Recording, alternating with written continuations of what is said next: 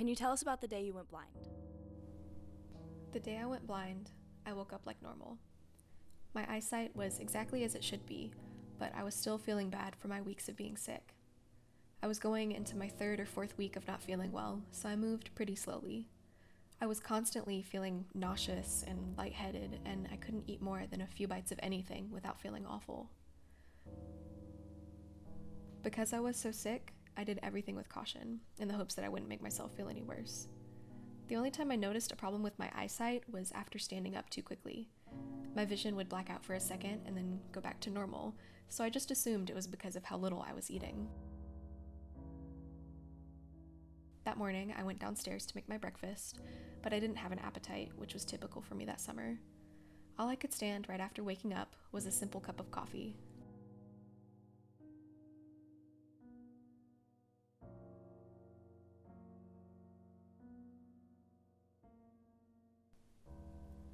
The months leading up to that summer, I was doing my best to finish reading the Harry Potter books. Because I wasn't feeling well and couldn't do anything that required too much movement, I spent a lot of time with those books while I was sick. The day I went blind specifically, I was in the middle of reading The Half-Blood Prince. I would wake up and immediately start reading, and I would spend my days just devouring page after page. You see, the final movie was coming out in a few weeks, and I was determined to finish the series before I went to see it. So there I sat, reading well into the afternoon.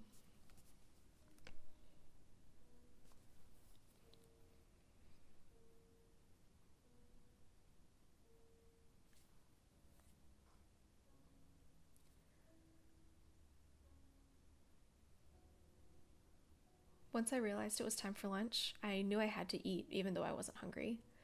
I walked my book to the counter and put it down so I could find some food that hopefully wouldn't make me sick.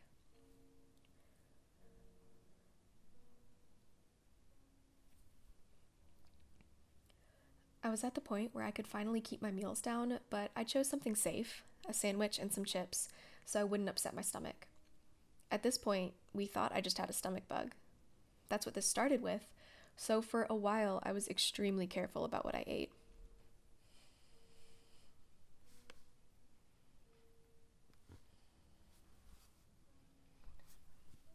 I lived off of popsicles and crackers, but I eventually got to the point where I could keep a little food down, and we were so thankful. Who knew eating a peanut butter sandwich was something to celebrate? But in times like these, you find little victories to enjoy. I stayed downstairs while I ate, so I took my plate and went back to the living room. So far, I hadn't noticed a change in my eyesight until I turned and I felt my arm push something off of the counter. I looked down, knowing something had fallen, but I couldn't see it. That was the first time I knew something might be wrong, but I didn't say anything because I didn't want my family to worry.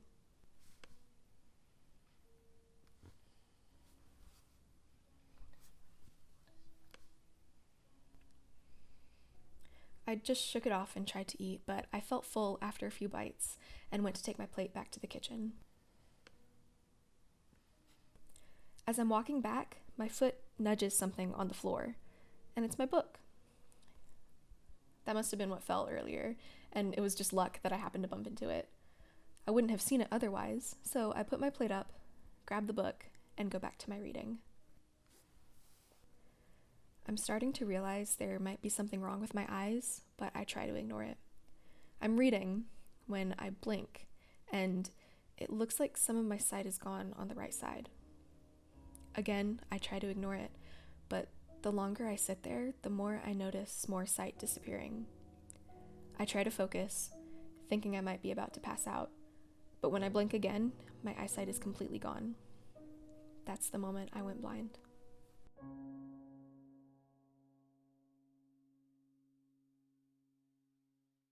I took her to the emergency room. They told me she had a virus. The aches in her back were from pulled muscles. So they gave us stuff to make her stop throwing up, and we came home. A few days later, it started again. And so I took her to the pediatrician, same thing. And that continued off and on for over 2 weeks. And she was in constant pain at this time. And I think it was at that moment I thought, there's something wrong. At this point, I was starting to just treat the symptoms, and if I could just get Alicia to get through one day without throwing up, or one meal without and keeping it down, that was all I could focus on. It was while I was gone, Sarah called me and said, Mom, Alicia says she can't see.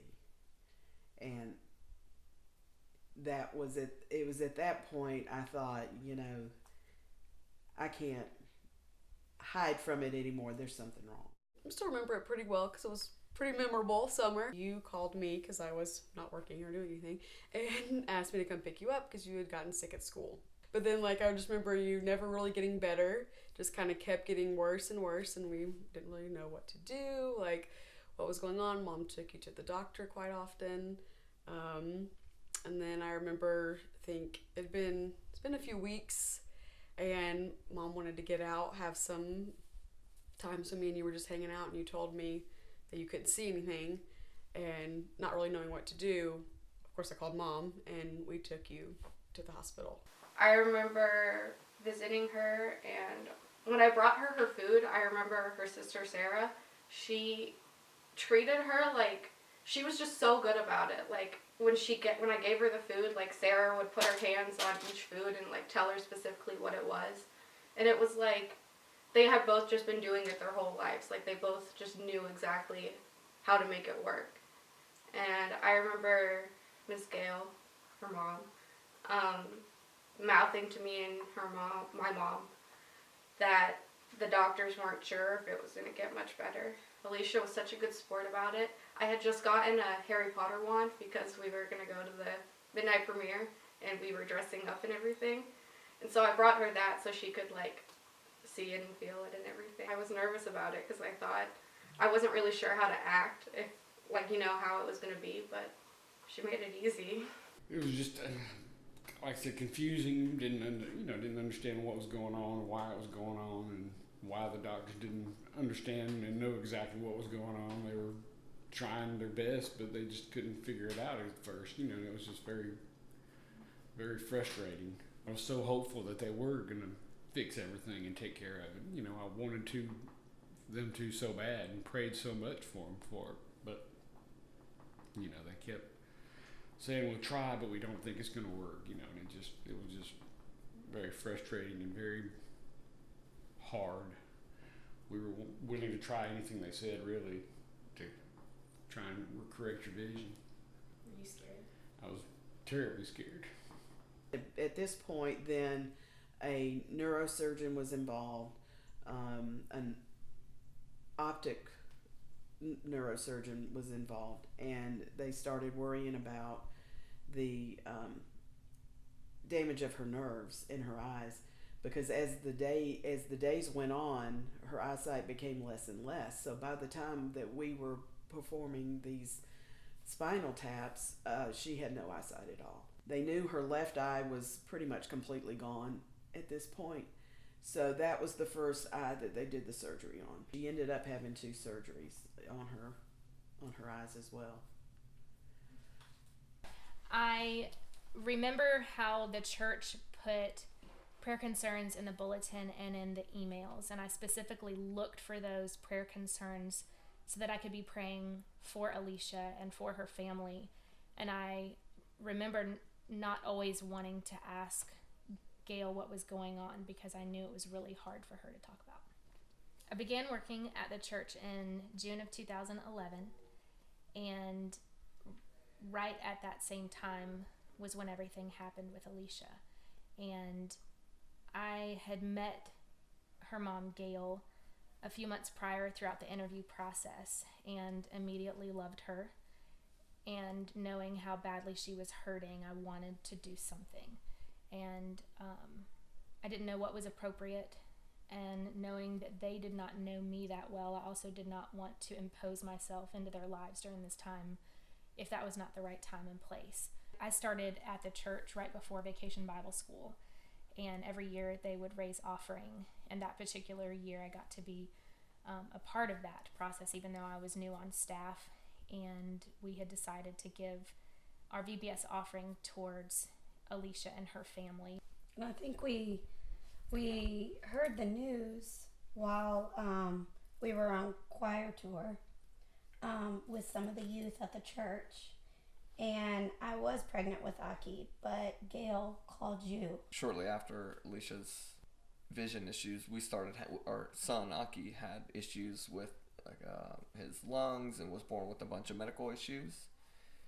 And so that really bonded us because we could, both of us understood having to deal with having a child with physical disabilities and needs. And so that really, I think that really catapulted our relationship.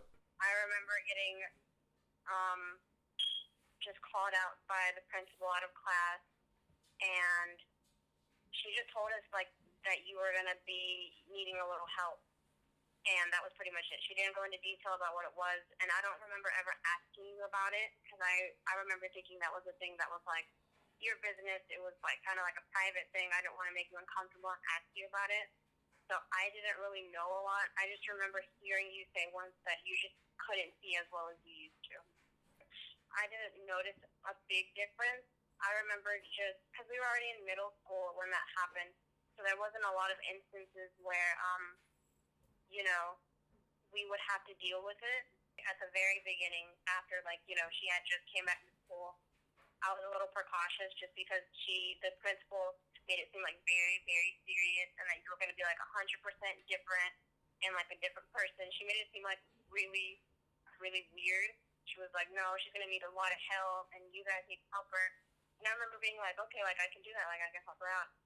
But not a lot of things changed to me. The first time I actually, realized that Alicia was blind was when we were in our world history class, and we had some assignment, and it was a map, and the teacher told us something about doing the questions in red or something and the questions in blue, and then Alicia told me she was colorblind, and so that's the extent to Alicia's vision that I knew thus far. I just thought that she was colorblind, but I didn't know it went any further than being colorblind. But I feel like I didn't get the full story about her vision until we went to college, and I started hanging out with her more outside of school, so we weren't just talking about schoolwork. We were in the FLC again, and the multicultural center came in, and there was a competition to see who shared the most, to see who would get the nice mug, what is that thing called? Tumbler. That's what it was. It was a really nice tumbler, and you wanted it, so you raised your hand and you were like, I'm blind, and we were all like, what? Oh my god. For a long time, I didn't realize that vision was a spectrum. I thought it was an all or nothing thing. And then when I met Alicia, I realized that you could have partial vision. So we were in our AP Gov class and hadn't started yet, so all the kids were just talking, mingling, having fun or whatever. And then Alicia and Jalyn, the way that we had assigned seats, so they sat pretty much next to each other, so I just went over there just to talk before class officially started, and I think it was a diagram or something, and it was in yellow, and I think Alicia made a comment about how she couldn't see it or something like that, and then Jalyn contributed to the conversation, and then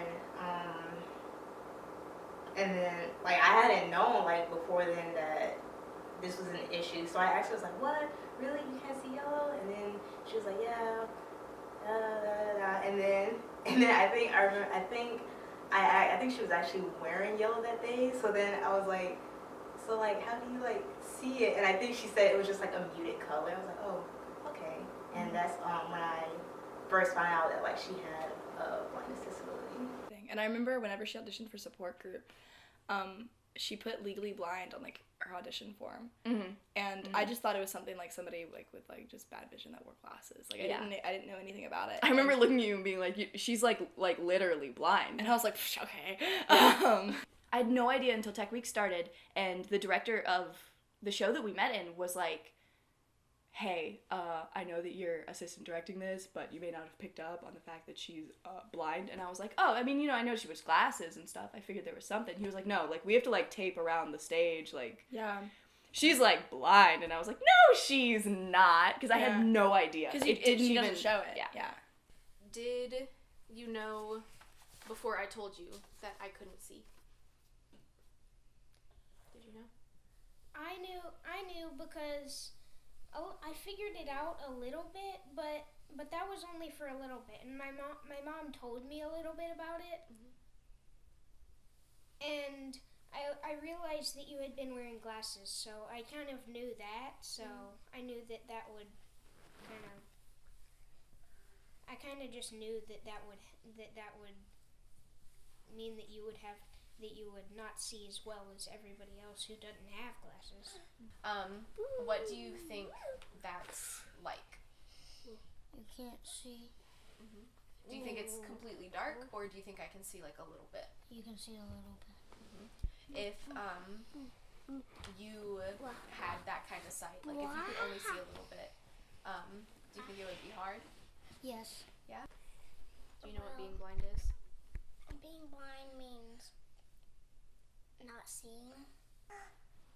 I just think that you wouldn't be able to see everything just looking whatever you're looking directly at, you might not be able to see everything around it. Is there anything you'd like the viewers to know about Alicia and her disability? I'd like for folks to know that you can let it defeat you, or you can let it push you to something that you weren't before, or might not have been before, which is what I think Alicia did. I have known and over the years have gotten to have conversations with Alicia here and there about it, and I think that I've been really proud of her, because I think that she wanted to use it in one sense just to prove that she could do just fine, and did not necessarily want it to be looked at as a disability. I'm really thankful that Alicia has good friends that don't let Alicia's disability get in the way of their friendship.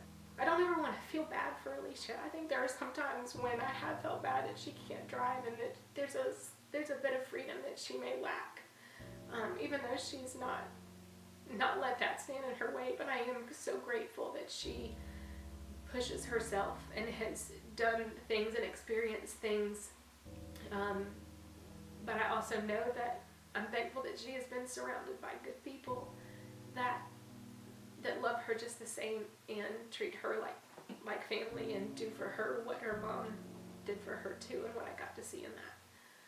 I think it's been amazing for Alicia, and just seeing the life transformation that's happened with her, and all of the things that she has, all the new interests and the ways that she is able to lead and guide, and just to be able to be a encouraging voice. The way that it impacted her has been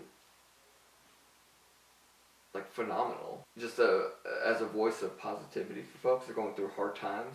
It's just to be able to speak to people and say, hey, look, I understand like going through tragedy and tough times, and I've seen her just move people. The impact I really think that it has made is, yes, like you said, she has taken her disability and run with it, and found her passion, found her voice, found her just wonderful, or just the wonderful person God has created her to be. I just realizing the advantage that we have and using that to help, because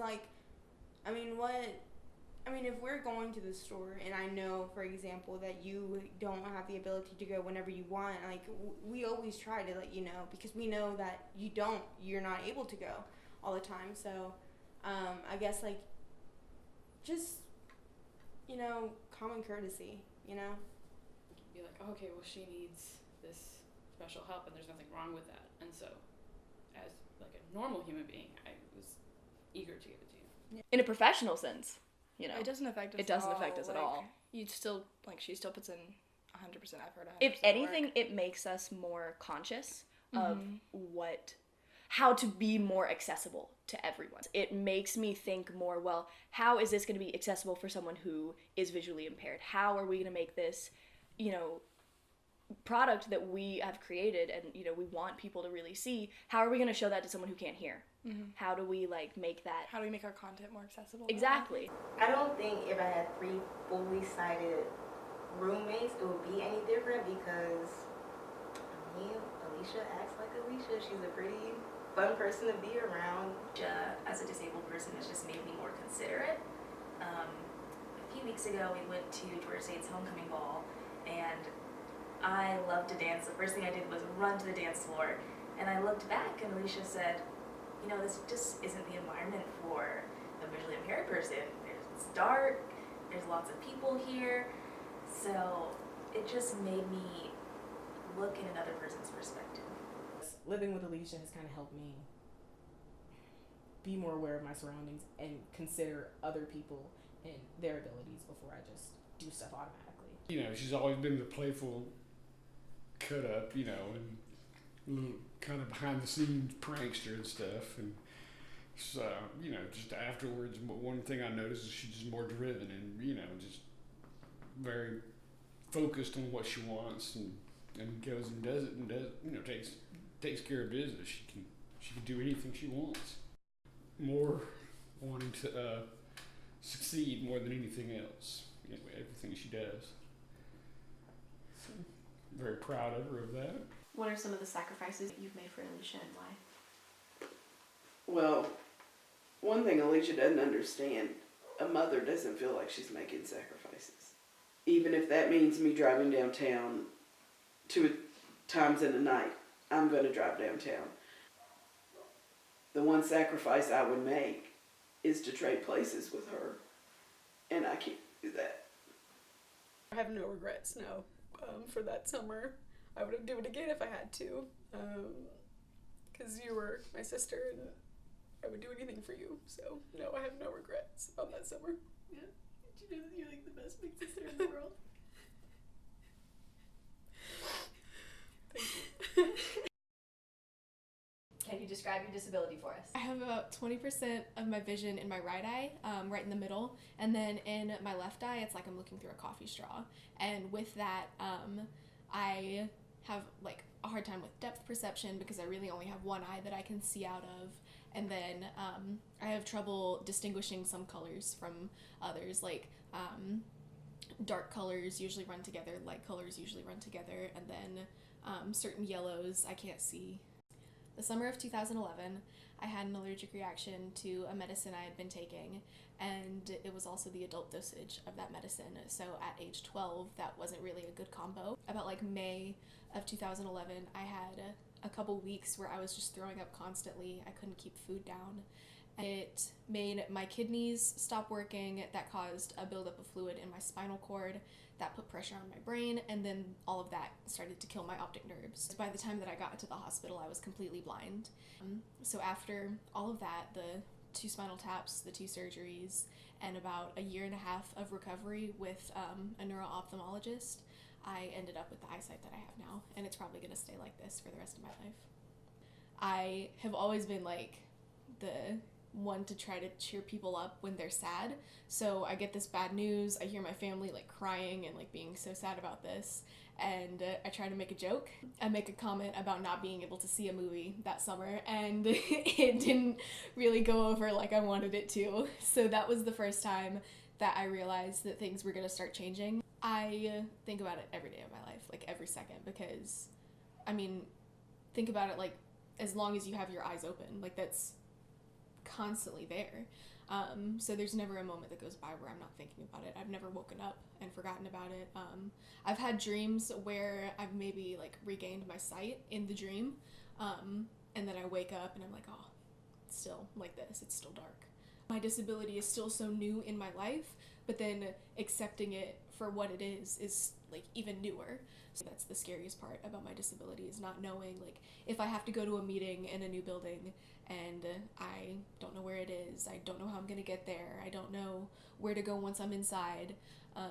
It's just a lot of things that I have to think about for something that might already be daunting. Like that summer, of course, my mom and my dad and my sister were really close to me. They really helped me through all of this.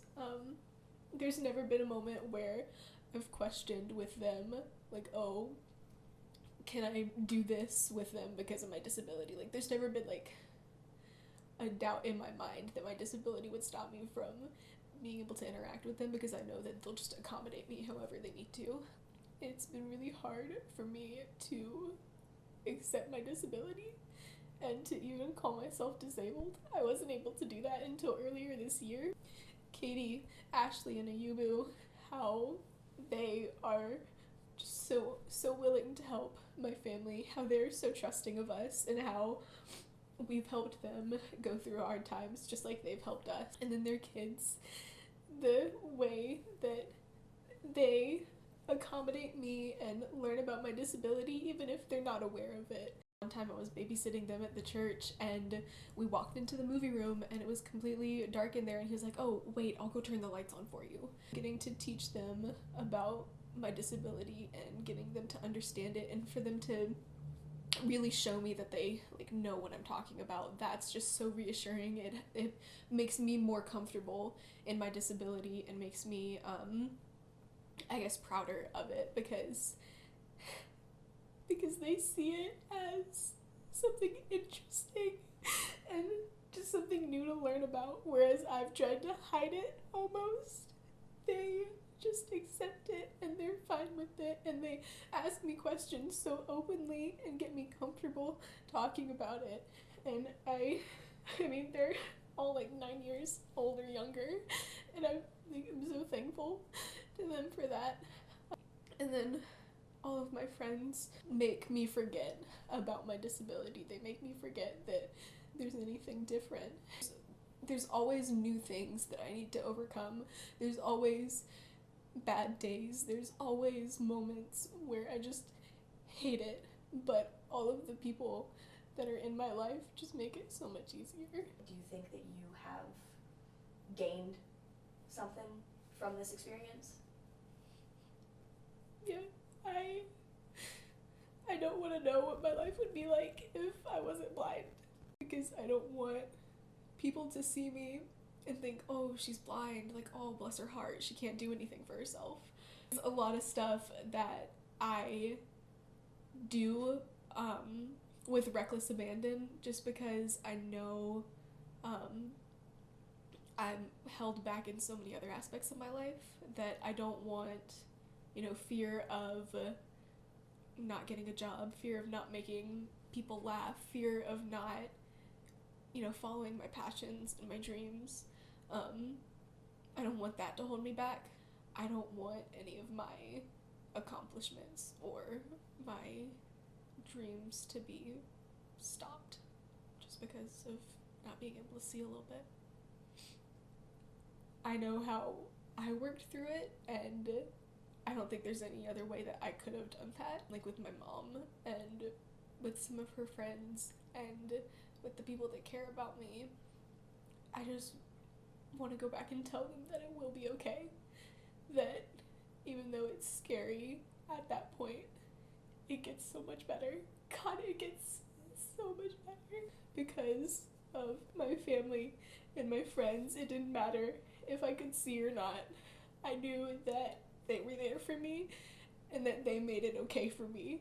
So it's like a thank you. I'd like to just give them some peace of mind. I mean, I can, say that I'm happy that I have this as much as I want, but, you never handle it the way that you're supposed to.